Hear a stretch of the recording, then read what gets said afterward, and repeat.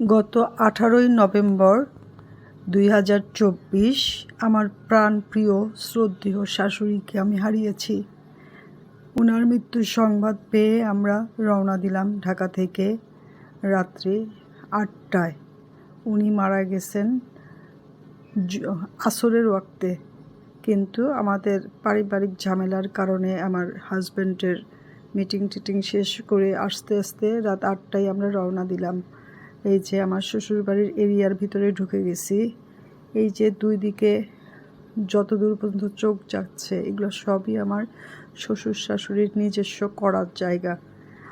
এই যে সব কিছু পার করে আমরা ভিতরে প্রবেশ করতেছি। যত গাছ, এই যে ধান ক্ষেত, দুই সাইড দিয়ে তালের গাছ, এমনি 8 বিঘা জমির মধ্যে একটা কাঁঠাল বাগানও আছে।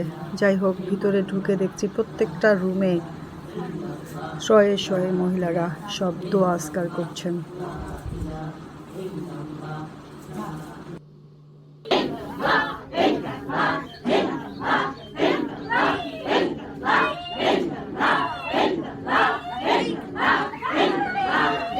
এত মানুষ, বিশ্বাস করবেন না, বিনা মাইকিংয়ে প্রায় 700-800 মহিলা হয়েছে।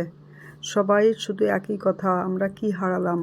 আসলে আমার শাশুড়ি ছিলেন মানিকগঞ্জ হুজুরের মুরিদ, উনি লিডার স্থানীয় একজন।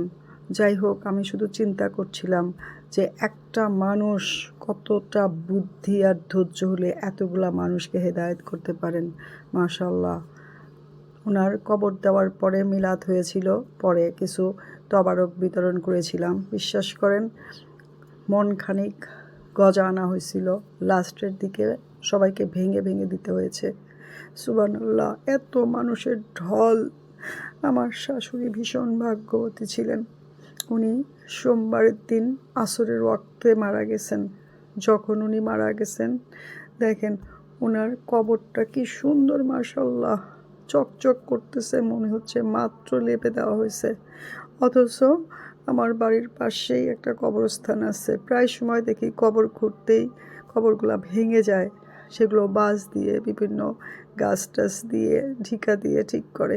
অথচ আমার শাশুড়ি কি ভাগ্যবতী, কবরটা দেখতেই কি ভালো লাগতেছে। আমার শ্বশুরের 110 বছর, মাশাআল্লাহ। ওনার সেবা করতে করতেই আমার শাশুড়ি মৃত্যুঞ্জয়ী হয়ে গেছেন। উনি গত বৃহস্পতিবার থেকে বুকের ব্যথা বলছিলেন। পরে ওনাকে হসপিটালে নেওয়া হয়েছে। ডাক্তার ওনার ইসিজি, ইকো আরও বিভিন্ন টেস্ট করে কোনো অসুখ ধরা পড়েনি। পরে কিছু ওষুধ দিয়ে ফেরত দিয়েছেন। গত শুক্রবার থেকে ওনার চেহারা এত সুন্দর হয়েছিল, আমরা বুঝতে পারিনি উনি যে আমাদের ছেড়ে চলে যাবেন।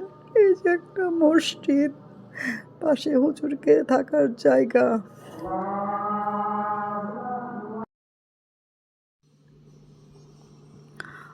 এই মসজিদ, এত কিছু, এটার পাশেই আবার আছে একটা বড় মাদ্রাসা। যাই হোক, এত কিছু থাকার পরেও আমার শ্বশুর শাশুড়ি এত অমায়িক ছিলেন। তারা ভীষণ সাদাসিধা জীবনযাপন করতেন। ওনাদের উদ্দেশ্যই ছিল শুধু মানুষকে সেবা করা আর তাদেরকে হেদায়েত করা। মাশাআল্লাহ, আমার শাশুড়ির সাথে আমার সম্পর্ক ছিল একদম বান্ধবীর মতো। আমাদের কথা, আমাদের গল্প কখনোই শেষ হতো না। এই যে কত বড় একটা মাদ্রাসা, এটাতে কয়েকশো বাচ্চা লেখাপড়া করে, সবই আমার শ্বশুর শাশুড়ির অনুদানেই চলে। আমরাও যা পারি সাহায্য করি সব সময়। আমার বাড়িতে গেলে আমার শাশুড়ি কিছু নিয়ে যেতেন, আর আমরা আসলেও কত প্যাকেট যে ব্যাগ ভর্তি করে দিতেন। আমি যে কি হারালাম, কত দামি সম্পদ। আপনারা সবাই আমার শাশুড়ির জন্য দোয়া করবেন, আল্লাহ যেন ওনাকে জান্নাতের সর্বশ্রেষ্ঠ আসন দান করেন, আর আমার শ্বশুরকেও নেক হায়াত দান করেন। আপনারাও সবাই ভালো থাকবেন। প্লিজ কেউ ক্রিটিসাইজ করবেন না, জাস্ট মেমোরিজের জন্য আমি ভিডিওটা দিয়েছি। আপনারাও সবাই ভালো থাকবেন।